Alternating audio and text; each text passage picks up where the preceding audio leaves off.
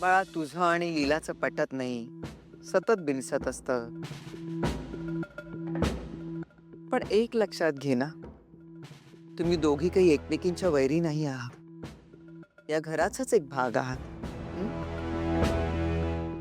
तू मोठी आहे, समजून घे.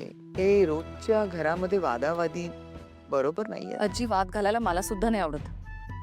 तुम्हाला माहिती आहे तो माझा स्वभावच नाहीये. आजी, सासू या नात्याचा फायदा घेऊन तिने आजपर्यंत आमच्याकडून जे जे करून घेतलं ते मी गपचूप सहन केलंय. अगदी त्या कॉटनच्या साड्या नेसून काय काय करायला लावलं आम्हाला, तेवढं अपमानित केलं. मी काहीही बोलले नाही, गपचूप सगळं करत राहिले. पण यशच्या बाबतीत नाही. अगं, यशच्या बाबतीमध्ये म्हणजे ती लीलाईंना जर असं वाटत असेल ना की त्या परस्पर त्याच्या आयुष्याचे निर्णय घेऊ शकतात, यश माझा भाऊ आहे आजी. त्याच्या आयुष्याचे निर्णय घेण्याचा अधिकार तिला नाहीच आहे.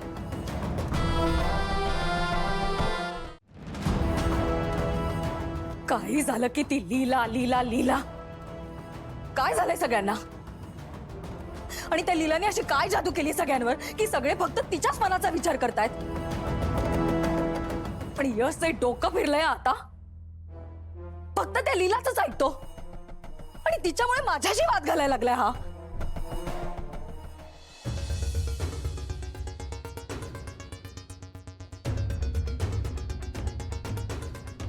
मला कळते तुझी चिडचिड. खरं सांगू तर मलाही खूप राग येतोय. तू तरी खूप धीराने घेतेस दुर्गा. मी जर तुझ्या जागी असतो ना तर नक्कीच काहीतरी मोठं पाऊल उचललं असतं. पण काय करणार, नातीमध्ये येतात ना. पण ह्या सगळ्याचा विचार आपणच का करायचा?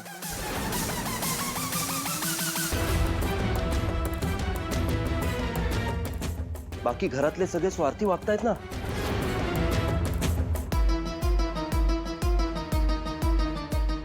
बरोबर बोलताय तुम्ही किशोर. किशोर, यश माझ्याशी आजपर्यंत कधीच खोटं नव्हता बोलला. पण आता त्या लीलासाठी आणि तिच्या त्या बहिणीसाठी माझ्यापासून गोष्टी लपवायला लागलाय. किशोर, मगाशी एजे लीलाला बाहेर कुठेतरी घेऊन गेले आणि सोबत यशला घेऊन गेलेत. माझी खात्री आहे की ते नक्कीच यश आणि त्या मुलीच्या लग्नाबद्दल बोलणी करायला गेले असतील. दुर्गा तू शांत हो दे. हे घे, पाणी पी. घे पाणी पी.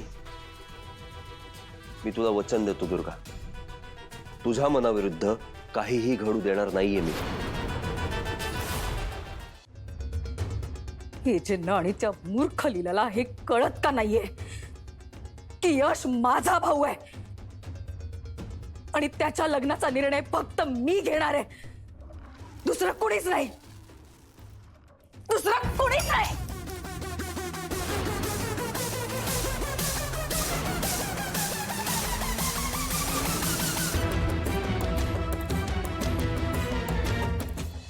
विक्रांतला हवं होतं त्याप्रमाणे त्याला घरात घेतलंय. आता त्याचा प्लॅन लवकरात लवकर ऑन करावा लागेल. ऑफिसचं काम संपलं आणि तू अपसेट होतीस तर वाटलं की तुला थोडा वेळ द्यावा. एजे, तुम्हाला एक गोष्ट विचारू का? म्हणजे मला असं वाटतंय की आमच्या बरोबर या घरात अन्याय होतोय. हो हो, एजे, मला पण असंच वाटतंय. काय झालं? काय प्रॉब्लेम आहे? म्हणजे आधी काहीच प्रॉब्लेम नव्हता, पण लीलाई आल्यापासून या घरात वेगळ्या गोष्टी घडायला लागल्यात. नक्की काय म्हणायचं? म्हणजे मागच्या वेळेला दुर्गा बहिणीने जेव्हा तुम्हाला ऍडमध्ये काम करायला सांगितलं होतं तेव्हा तुम्ही आम्हा तिघींनाही शिक्षा दिली होती, कांदे कापायची. पण आता जेव्हा लीलाईंनी तुम्हाला ऍडमध्ये काम करायला सांगितलं, म्हणजे नुसतं काम करायला सांगितलंच नाही तर तुम्हाला नाचायलाही लावलं. हो, तुम्ही त्यांना काहीच शिक्षा नाही दिली. एक मिनिट. मी ऍड मध्ये डान्स केला, ही गोष्ट तुम्हाला कशी कळली?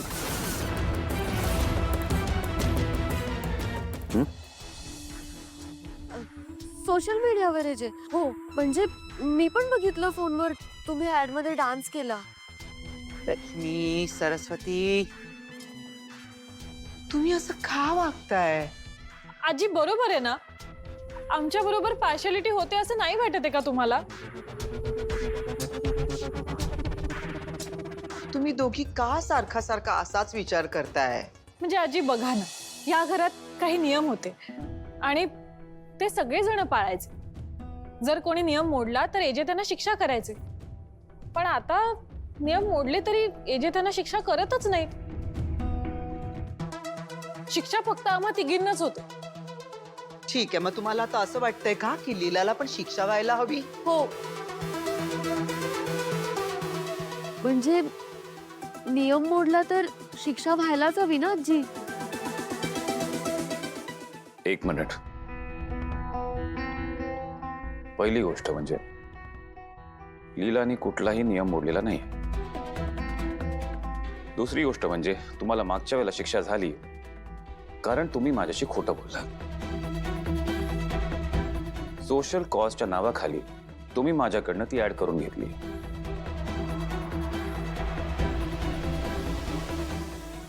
लीलानी असं काही केलं नाही.